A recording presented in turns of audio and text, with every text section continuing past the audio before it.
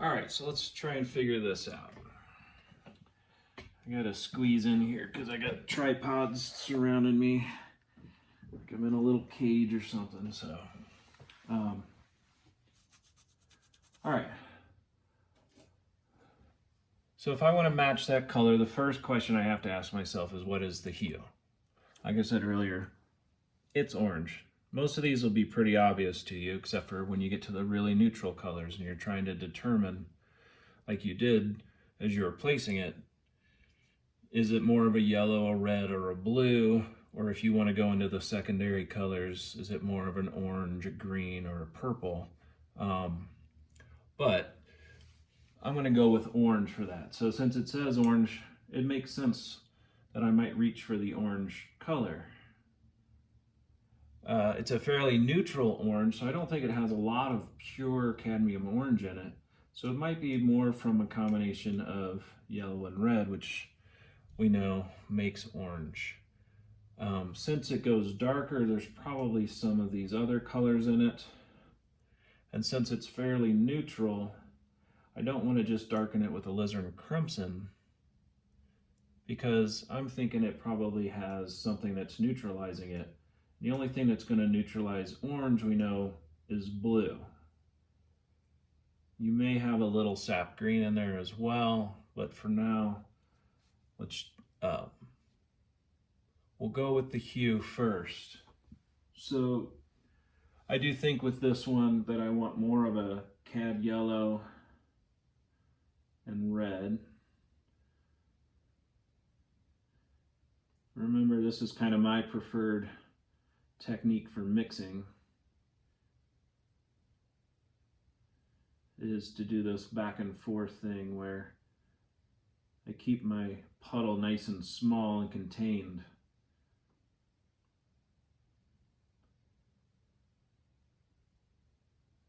So that's a fairly intense color. One thing I can do is just hold my brush up and go, yeah, that's not it yet. I have to go darker for sure. So I'm going to go to alizarin, and I'm just going to do that half of the puddle again. That making the trail of paint that I showed you earlier in the semester when we were still on campus is still a really good way to go about this. What I want to be able to see is how much of a change am I making? How far have I come from that original color? All right, that's darker, but definitely more red. I'm going to go for a little cad orange.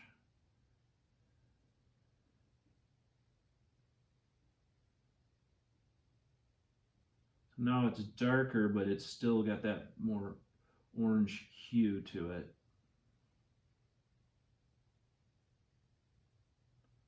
If I check, still way too intense, way too light.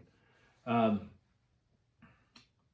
want to neutralize this. I don't want to go to Prussian blue. You've probably learned that Prussian blue is really, really strong. If I added a brush load of that to this, then we'd go straight to purple and I would lose this color. I'm going to go to cerulean blue.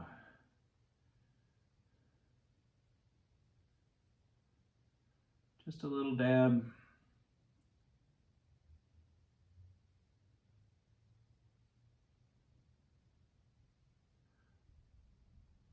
And there, it's starting to neutralize. It's keeping that darker tone, but it's starting to go more and more neutral. And that's what I'm after.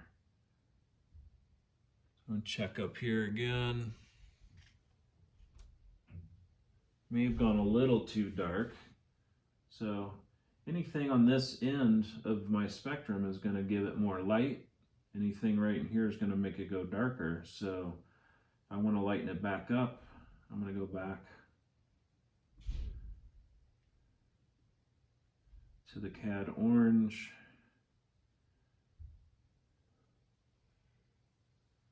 We might be getting fairly close now. Fairly neutral, kind of dark, sort of in that middle gray zone. So when I get to this point and I feel like I'm getting fairly close, I'm just going to reach up and put a little mark on my painting. Now I can see right away it's way too orange, or red really, not neutral enough, still has too much intensity. So I've got to mix more colors in here, but that little dot on there tells me instantly, because I'm comparing the two side by side. So I'm going to go more neutral.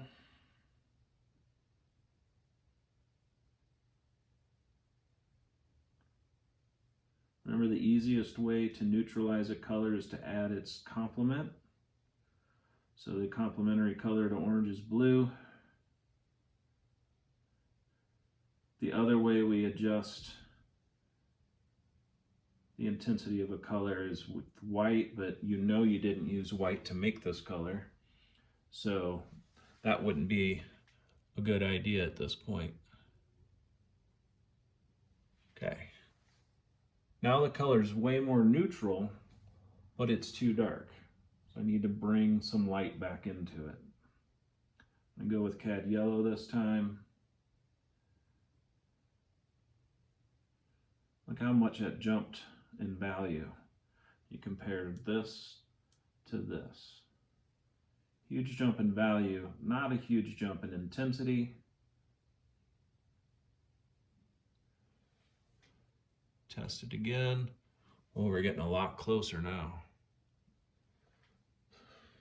Still a little too dark.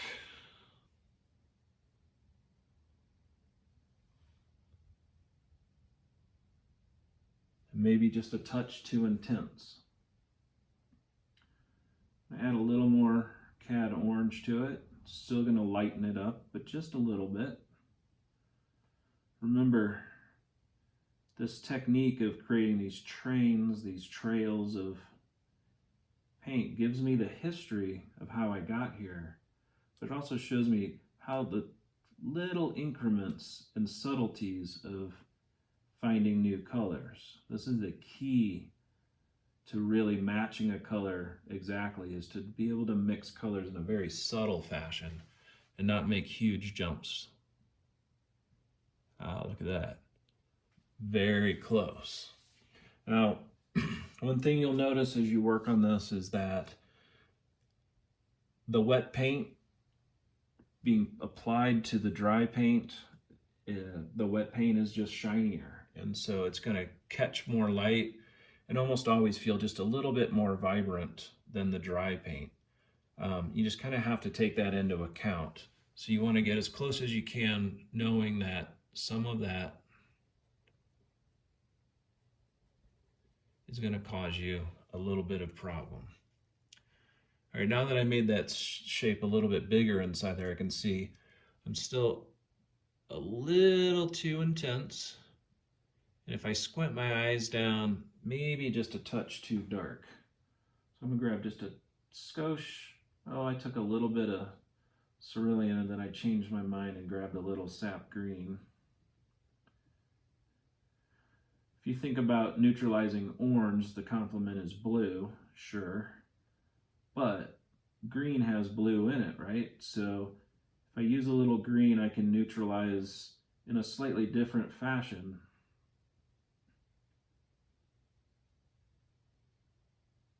Because there is still blue in it.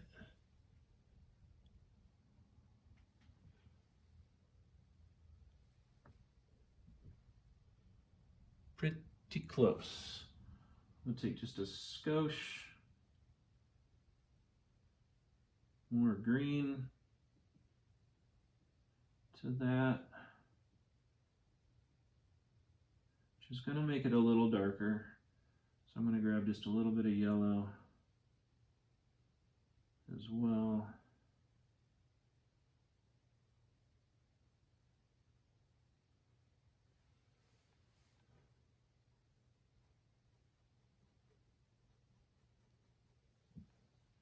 And right there, well, let me hop up because I'm catching a big glare and can't quite see what I'm doing.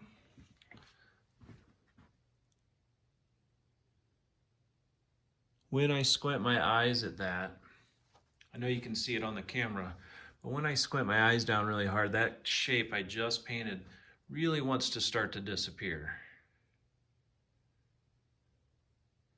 If anything, I'm still just a touch too dark.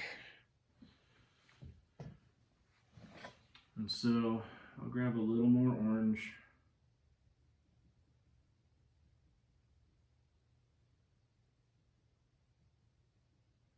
A little more green to keep it neutral.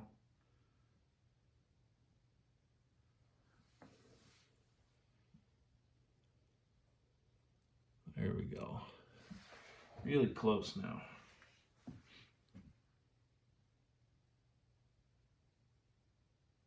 Just one more tiny little bit of green in there, I think. And then I'm going to be really close to have matched, to having matched that color.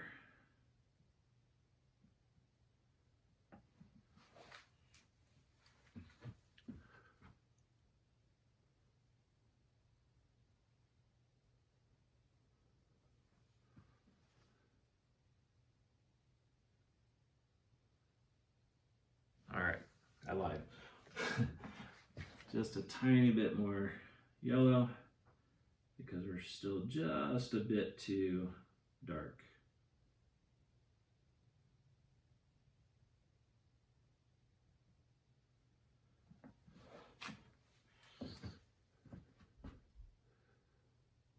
There it is. I know I've found the color when the new color I add on there. Oh, I'm so close. Just a little too warm.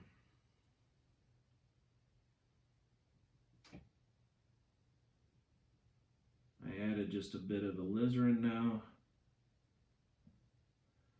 I'm gonna add a bit more green. Because alizarin wanted to jump up that intensity quite a bit. And I know I've gone a little too dark, so a little more cad yellow.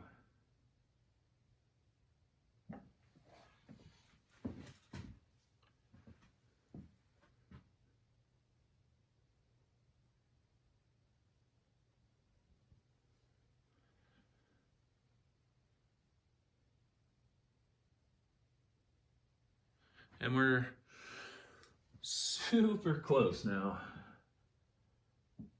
This really is kind of a game of patience. This is cerulean blue I'm mixing in.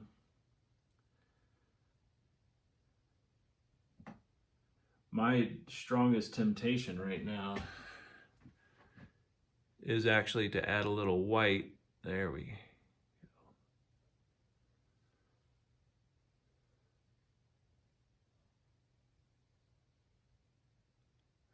And the reason is,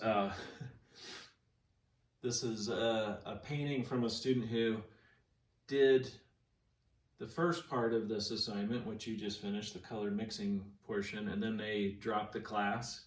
And so I've been using this just kind of as a sample ever since. And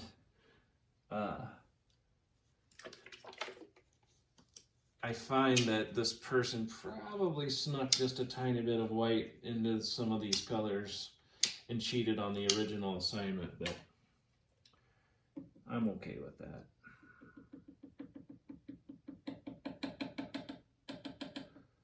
All right, so think about what I did. I started with the hue, which was orange, and then I adjusted intensity, knocked it down into the neutral area. I adjusted for value and made it darker. And then when I really started getting close, I started doing really small adjustments. All of those still asking, not so much what hue, I've already got that, but what is the value, what is the intensity, and what is the temperature? So when I was adding blues and greens, I was thinking about cooling the color down. So I was adding yellows and oranges, I was thinking about warming the color back up. When I was thinking about the value, I was really thinking, are these colors going to make this go lighter? Are these colors going to make this color go darker? And so by constantly asking, what's the hue to get started, but then what is the intensity, what is the value, and what is the temperature? That's the way that you sneak up on and find these colors. Once I've got that color, the next step is to activate the entire space. By activate, I mean I want that entire shape to be wet before I start the next part of this process. So at this point, I added just a touch of liquid to give the paint a little bit more flow. And I'm just going to go in and cover the entire shape. Doesn't need to be thick at all. Keep this fairly thin. We just want to reactivate the space. That's because we don't really want to, you can see I'm just blending the color right in with all my little test colors. They're going to disappear as I do this. They'll mix in and blend, but I want this to be wet on wet before I start the next part of this whole process for this assignment. So I'm keeping nice, crisp, clean edges and a nice even application, just like we did the first time. I'm just wanting to reactivate the entire space, so I'm getting wet paint everywhere within that shape. And that is the key for matching colors. Now, if I was matching one of these colors that has more intensity, well, I've already done that one. This one, for example, I wouldn't be looking to put in the complementary color so much. I'd be working more up in this range to get close, but working just in red, orange, and yellow is going to keep my color fairly intense. And even looking at this one, I know it's not quite that intense, so I will have to add some of those complementary colors to it in order to find that match. Now if I get into, let's see, here, this nice green color. Very intense, especially compared to what's around it. I'm really going to play just with probably yellow and cerulean blue and keep only two colors happening, at least in the beginning. Remember, the more times I add new colors, the less and less intense the color that I mix together is going to be. If you really think about this train here, there isn't a color, other than Prussian blue, I guess, there isn't a color in this whole row that didn't end up in this. So if I'm mixing 6 colors together, it makes sense that I'm going to be creating a more neutral color. If I'm only mixing 1 or 2 colors together, I'm going to create something that's fairly intense. And as you all know, at least 6 of the colors on there, 6 of the shapes in your painting are straight out of the tube colors, so they're going to be pretty easy to match if you can remember which ones they are. So when it comes to matching, just to recap, what is the hue? What is the intensity? What is the value? What is the temperature? The only one you have to do in order is hue. You can switch intensity and value all you want. You can throw temperature in there at any time, but you have to start with hue so that you can separate that color from the other ones on the painting or the other colors in your palette.